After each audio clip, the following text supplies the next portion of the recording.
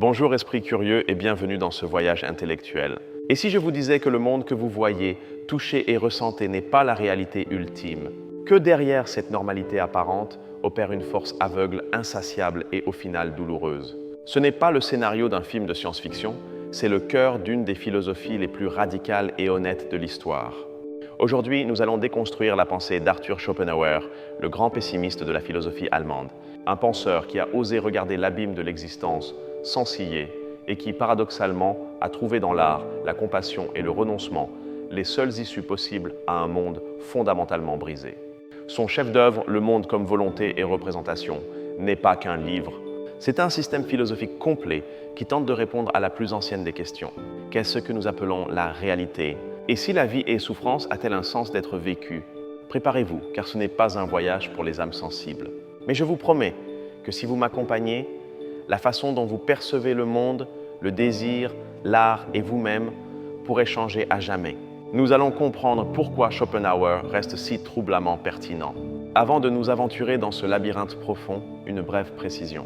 Pour donner vie à cette narration, j'ai utilisé des outils d'intelligence artificielle pour générer les images que vous voyez. Considérez-les comme une toile, une manière d'illustrer les idées et l'ambiance de ce que nous racontons. Elles ne seront pas toujours une représentation littérale, mais un accompagnement visuel pour que vous puissiez laisser libre cours à votre imagination avec moi. J'espère sincèrement que vous apprécierez. Pour comprendre Schopenhauer, nous devons d'abord nous situer dans son époque. Il naît en 1788 dans un monde intellectuel dominé par l'idéalisme allemand. Des géants comme Hegel, Fichte et Schelling voyaient la raison et l'esprit comme le moteur de l'histoire, marchant vers un progrès inévitable. Schopenhauer a lu cela et a ressenti un profond rejet. Il ne voyait pas de raison dans l'univers, il y voyait le chaos. Il ne voyait pas de progrès, il voyait un cycle interminable de naissance, de désir et de mort. Ce fut un philosophe à contre-courant, un dissident qui méprisait l'optimisme académique de ses contemporains, qu'il appelait des charlatans au service de l'État. Sa vie fut en grande partie solitaire, consacrée à la construction de son système en silence. Mais Schopenhauer n'est pas sorti de nulle part. Sa philosophie s'appuie sur deux piliers fondamentaux qu'il a lui-même reconnus. Le premier et le plus important est Emmanuel Kant. Schopenhauer a affirmé que sa philosophie était la continuation directe de celle de Kant. Le second pilier, et c'est révolutionnaire pour son époque, fut la pensée orientale, spécifiquement les Upanishads et le bouddhisme. Schopenhauer fut l'un des premiers philosophes européens à prendre au sérieux la sagesse de l'Inde. Il vit dans ses concepts, comme le voile de Maya et le cycle de la souffrance, un écho parfait de ses propres conclusions. Cette fusion de l'Orient et de l'Occident est ce qui donne à sa pensée une profondeur unique. De Kant, Schopenhauer reprend l'idée la plus révolutionnaire de la philosophie moderne, la distinction entre le phénomène et le noumen. Qu'est-ce que cela signifie ? Kant a soutenu que nous ne pouvons pas connaître les choses en soi, le noumen. Nous ne pouvons connaître que la manière dont elles nous apparaissent, le phénomène. Et cette apparition est conditionnée par les structures de notre propre esprit. Pensez-y comme si nous naissions avec des lunettes. Nous ne pouvons pas les enlever. Ces lunettes ont des lentilles d'espace, de temps et de causalité. Tout ce que nous expérimentons, sans exception, est filtré par ces lentilles. Par conséquent, le monde que nous expérimentons n'est pas le monde réel, mais une représentation que notre esprit construit. Schopenhauer pousse cette idée à l'extrême. Sa célèbre phrase d'ouverture du monde comme volonté et représentation est « Le monde est ma représentation ». Ce n'est pas du solipsisme, il ne dit pas que seul lui existe. Il dit que pour chaque sujet qu'il connaît, l'univers entier n'existe que dans la mesure où il est perçu, où il est une image dans sa conscience.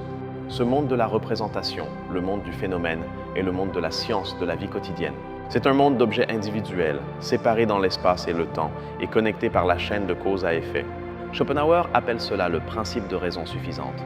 C'est la matrice qui gouverne toute notre expérience. Pour Schopenhauer, ce monde de la représentation, ce monde d'individus séparés, est une illusion. C'est là qu'il fait le lien avec la pensée orientale. C'est le voile de Maya, une illusion qui nous fait croire que nous sommes des individus distincts et séparés, alors qu'en réalité, nous sommes quelque chose de plus. Et voici la grande question de Schopenhauer. Si Kant a dit que nous ne pouvons pas connaître le noumen, la chose en soi, sommes-nous piégés pour toujours dans cette prison de la représentation ? Schopenhauer répond non. Il y a une fissure. Il y a un moyen d'accéder à ce qui se trouve derrière le voile. Et cette fissure, cette clé, c'est nous-mêmes. Quand nous regardons le monde extérieur, nous ne voyons que des représentations. Nous voyons d'autres corps, des arbres, des étoiles. Mais il y a une chose dans l'univers que nous expérimentons de deux manières. Notre propre corps. Nous le voyons de l'extérieur comme un objet parmi d'autres, une représentation. mais nous l'expérimentons aussi de l'intérieur. De l'intérieur, nous n'expérimentons pas notre corps comme un objet soumis à la causalité. Nous l'expérimentons comme une impulsion, un désir, une volonté. Quand je veux bouger ma main, je ne pense pas « j'activerai tel nerf ». Je veux simplement et la main bouge. L'acte de la volonté et le mouvement du corps ne sont pas deux choses, cause et effet. Ils sont une seule et même chose, vue sous deux angles. C'est la découverte capitale de Schopenhauer. Ce sentiment interne de vouloir, de désirer, de s'efforcer est l'aperçu que nous avons de la chose en soi, du noumen. À cette force mystérieuse, Schopenhauer donne un nom. Il l'appelle Die Wille, la volonté. Mais attention, ce n'est pas la volonté dont nous parlons tous les jours comme « j'ai la volonté d'étudier ». Ce n'est pas une volonté personnelle, consciente ou rationnelle. C'est tout le contraire. La volonté de Schopenhauer est une force cosmique, unique, aveugle, irrationnelle et insatiable. C'est une impulsion sans fin et sans but. Cette volonté unique est l'essence de tout ce qui existe. C'est la chose en soi que Kant cherchait. Et le monde que nous voyons, le monde de la représentation avec ses millions d'objets individuels, est simplement l'objectivation de cette volonté. C'est la manière dont cette volonté se rend visible à elle-même à travers le voile de l'espace et du temps. Schopenhauer nous invite à voir la volonté partout. C'est la force de la gravité qui attire la pierre. C'est la force du magnétisme. C'est la force qui fait que la plante pousse vers la lumière. C'est l'instinct de l'animal qui l'oblige à chasser et à se reproduire. Et en nous, c'est le désir sexuel, la faim, la peur, l'ambition. Tout est volonté. Pensez à la nature, nous n'y voyons pas de raison. Nous y voyons une lutte constante et brutale. Chaque organisme est parfaitement conçu pour dévorer un autre et pour éviter d'être dévoré. C'est un scénario de guerre perpétuelle. Pour Schopenhauer, c'est la volonté dans sa forme la plus pure, se dévorant elle-même éternellement. Au niveau les plus bas d'objectivation, comme dans une pierre, la volonté est une force simple, comme la gravité. À mesure que nous montons, elle devient plus complexe. Dans la plante, c'est une impulsion à croître. Chez l'animal, l'instinct et une conscience de base apparaissent pour servir cet instinct. Et puis, au sommet de cette pyramide apparaît l'être humain, en nous où la volonté atteint son expression maximale. Mais pour mieux servir ses fins, la volonté commet une erreur fatale. Pour chasser des proies plus complexes et satisfaire des désirs plus sophistiqués, elle crée l'intellect.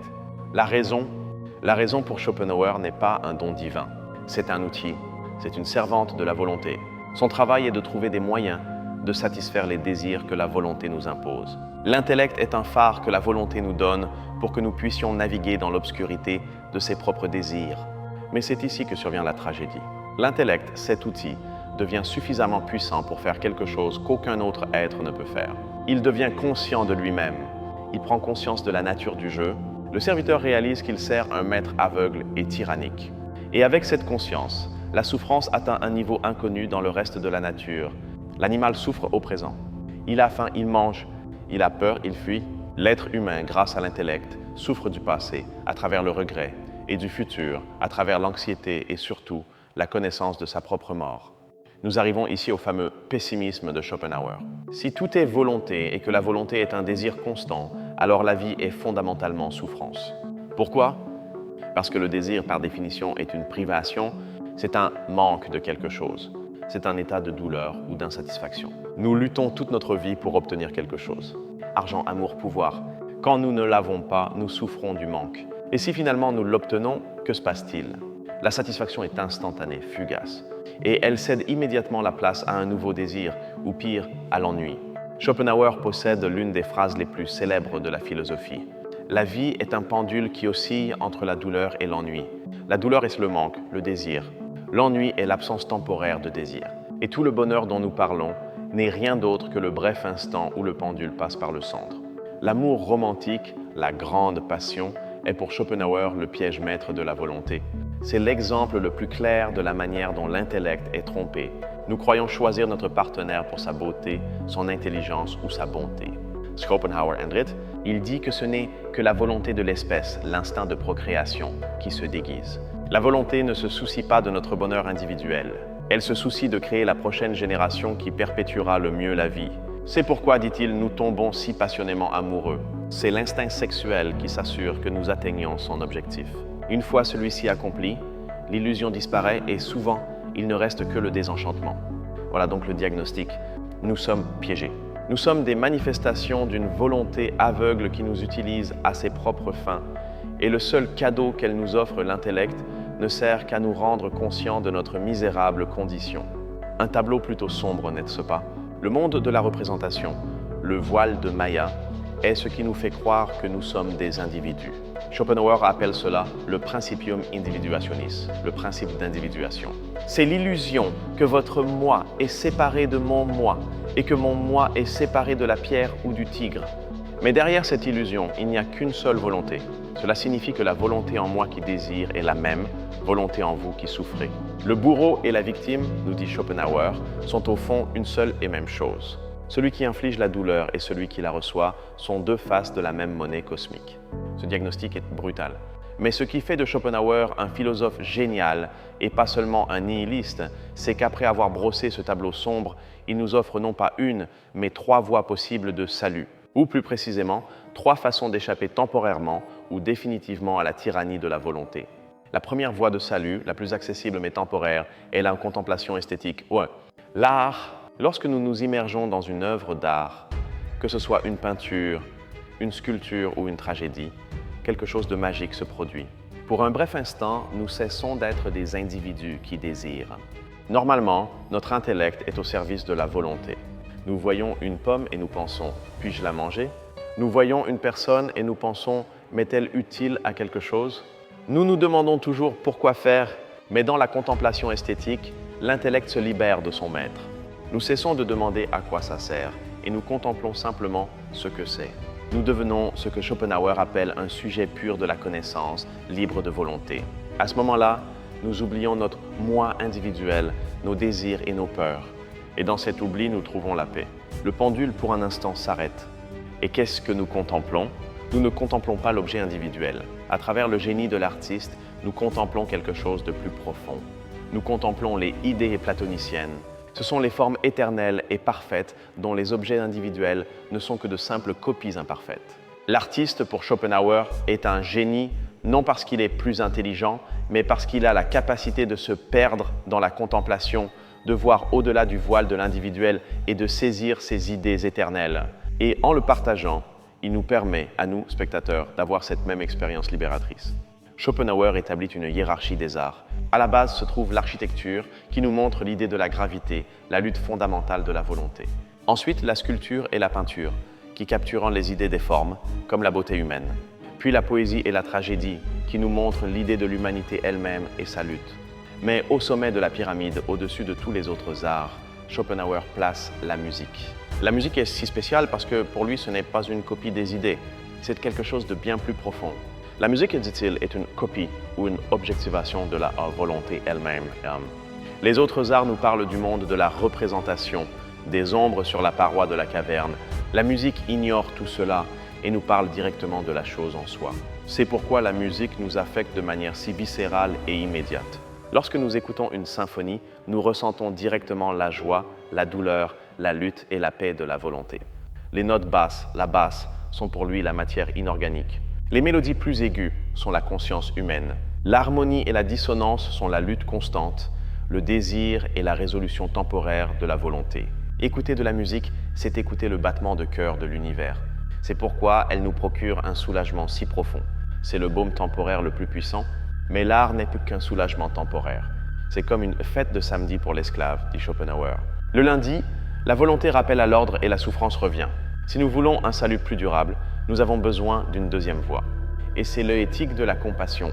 Si l'art était une libération intellectuelle, en faisant taire la volonté par la connaissance, l'éthique est une libération morale. Vous souvenez-vous du principium individuationis, l'illusion que nous sommes séparés? La plupart des gens vivent piégés dans cette illusion. Ils vivent dans l'égoïsme. L'égoïste, le méchant homme, voit une distinction absolue entre son moi et le toi. Sa volonté de vivre s'affirme avec tant de force qu'il n'hésite pas à blesser autrui pour satisfaire ses désirs. Il voit les autres comme de simples objets, comme des représentations. Mais, dit Schopenhauer, il existe un moyen de briser cette illusion. Et ce moyen est la compassion, ou Mitleid en allemand, qui signifie souffrir avec. La compassion est le moment où le voile de Maya se déchire. C'est la reconnaissance intuitive et profonde que la souffrance que je vois chez autrui est, en essence, la même que ma propre souffrance. Quand je ressens de la compassion, ce n'est pas moi aidant autrui, c'est la volonté unique se reconnaissant elle-même dans toutes ses manifestations. C'est le moi réalisant que l'autre est aussi moi. À ce moment-là, la distinction entre celui qui souffre et celui qui soulage se dissout. Pour Schopenhauer, c'est la base de toute vraie moralité. Pas les commandements divins, pas le devoir de Kant. La seule moralité authentique naît de cette vision métaphysique. Ne blesse personne, nous dit-il, car au fond, en blessant autrui, tu te blesses toi-même. La justice et la bonté en découlent. L'homme compatissant voit la souffrance du monde comme la sienne propre. Il participe à la douleur de tous. Cela ne le rend pas heureux au sens mondain. En fait, cela le rend participant à une souffrance bien plus grande. Mais ce faisant, son moi individuel, son égoïsme, s'étend et se dilue. La compassion, donc, est le premier pas vers la négation de la propre volonté de vivre. En m'identifiant à la douleur d'autrui, ma propre volonté égoïste, mon désir de plus pour moi, commence à perdre de sa force. Je commence à vouloir moins pour mon moi individuel parce que je vois que ce moi est une illusion. Mais même la compassion, bien qu'elle soit le pinacle de la morale, reste une réponse au monde et à sa souffrance. Schopenhauer identifie une troisième et dernière voie, la plus radicale, la plus difficile, celle que seuls quelques-uns, les saints, les ascètes, les mystiques, ont réussi à parcourir. C'est la voie de la négation de la volonté de vivre. Ce n'est pas une négation intellectuelle, ce n'est pas seulement de la compassion, c'est un retournement complet et total de la volonté contre elle-même. C'est lorsque la connaissance, l'intellect, ayant vu l'horreur de la volonté et l'illusion du monde, se rebelle et fait taire son maître. L'ascète est celui qui, ayant compris la nature du désir comme source de toute douleur, décide volontairement d'éteindre ce désir. Il ne fuit pas la douleur. Au contraire, il l'accepte. Il pratique la pauvreté volontaire pour ne pas désirer de bien. Il pratique le jeûne pour affaiblir la faim. Il pratique la chasteté pour éteindre le désir sexuel, le grand piège de la volonté. Il est crucial de comprendre que Schopenhauer rejette le suicidien comme solution. Le suicidaire, dit-il, ne nie pas la volonté. Au contraire, il l'affirme avec plus de force que quiconque. Le suicidaire aime la vie, désire le bonheur, mais déteste les conditions qui lui sont échues. Ce qu'il détruit est son corps, la représentation, mais la volonté qui l'habitait reste intacte. La négation ascétique est l'opposé. Elle ne détruit pas le corps, elle détruit le vouloir qui l'anime. L'ascète meurt au monde, mais de son vivant. Il éteint le feu du désir, et ce faisant, la volonté se retire de lui. Il atteint un état de résignation, de sainte quiétude. Et qu'y a-t-il au bout de ce chemin? Schopenhauer devient presque mystique. Il dit que pour celui en qui la volonté s'est niée, ce monde, avec ses soleils et ses galaxies, est rien. Mais pour ceux qui sommes encore pris dans la volonté, ce rien est la seule chose que nous craignons. Il l'appelle le nirvana, empruntant le terme bouddhiste. L'état d'extinction du désir, ce n'est pas un paradis, ce n'est pas une récompense. C'est la paix absolue qui vient de la cessation du vouloir. C'est le silence final après la cacophonie de la volonté. C'est la fin de la souffrance. Voilà donc, le monde comme représentation, une illusion. Le monde comme volonté, une force aveugle de souffrance. Et les trois issues, l'art comme un moment de répit, la compassion comme base de la morale, et l'ascétisme comme négation finale. Schopenhauer fut ignoré pendant la majeure partie de sa vie. Son grand ouvrage, publié en 1818, fut un échec commercial. Les exemplaires finirent à son horreur au pilon. Le monde universitaire, dominé par l'optimisme de Hegel, n'avait pas de temps pour ce prophète de l'obscurité. Mais à la fin de sa vie, et surtout après les révolutions manquées de 1848 qui brisèrent le rêve hégélien de progrès, le monde commença à être prêt pour lui. Une nouvelle génération, désillusionnée par les grandes promesses, découvrit ce vieux sage qui avait toujours dit que le monde était une mauvaise affaire. Son influence ultérieure fut immense, mais souvent souterraine. Le premier à relever le défi fut Richard Wagner, le compositeur. Wagner lut Schopenhauer et eut une révélation. Son opéra Tristan et Isolde est du pur Schopenhauer mis en musique. Le désir insatiable, l'amour comme force cosmique et la mort comme unique libération. Vint ensuite un jeune philologue nommé Friedrich Nietzsche. Nietzsche découvrit Schopenhauer et sentit qu'il avait trouvé un père. Il vit en lui le maître honnête qui osa dire la vérité sur la souffrance. Nietzsche prendrait la volonté de Schopenhauer et la transformerait, mais dans une autre direction. Tandis que Schopenhauer voyait la volonté et disait « non », cherchant la négation et la paix du nirvana, Nietzsche prendrait cette même force, l'appellerait « volonté de puissance », écrirait « oui ». Nietzsche proposerait d'affirmer la vie avec toute sa douleur et sa souffrance au lieu de la nier. Mais sans Schopenhauer, Nietzsche est impensable. Et l'influence ne s'arrête pas là. Pensez à Sigmund Freud. Qu'est-ce que le « ça » id freudien sinon un écho direct de la volonté de Schopenhauer? Une force irrationnelle, sexuelle, inconsciente et tyrannique qui est la véritable maîtresse de maison, tandis que le moi, ego, comme l'intellect, ne fait qu'essayer de médiatiser. En littérature, son empreinte est gigantesque. De Tolstoï, qui trouva dans ses dernières années un profond réconfort chez Schopenhauer, à Thomas Mann. Ou pensez à Borges qui a dit que si la philosophie est une forme de littérature fantastique, personne ne fut meilleur auteur de fiction que Schopenhauer, avec sa volonté aveugle comme le dieu terrible d'un univers sombre. Alors, pourquoi lire Schopenhauer aujourd'hui? Dans notre culture obsédée par l'optimisme toxique, le « tu peux le faire » et la quête incessante du bonheur, Schopenhauer est l'antidote. C'est l'ami brutalement honnête qui s'assoit à côté de vous, vous regarde dans les yeux et vous dit « La vie est dure, la souffrance est réelle, vous n'êtes pas fou de la ressentir ». Son pessimisme n'est pas un pessimisme qui paralyse, c'est un pessimisme qui libère. Il nous libère de la tyrannie de devoir être heureux. Il nous permet d'accepter la douleur comme une partie inévitable de la condition humaine, au lieu de la voir comme un échec personnel. Et en acceptant la douleur, nous pouvons commencer à la gérer.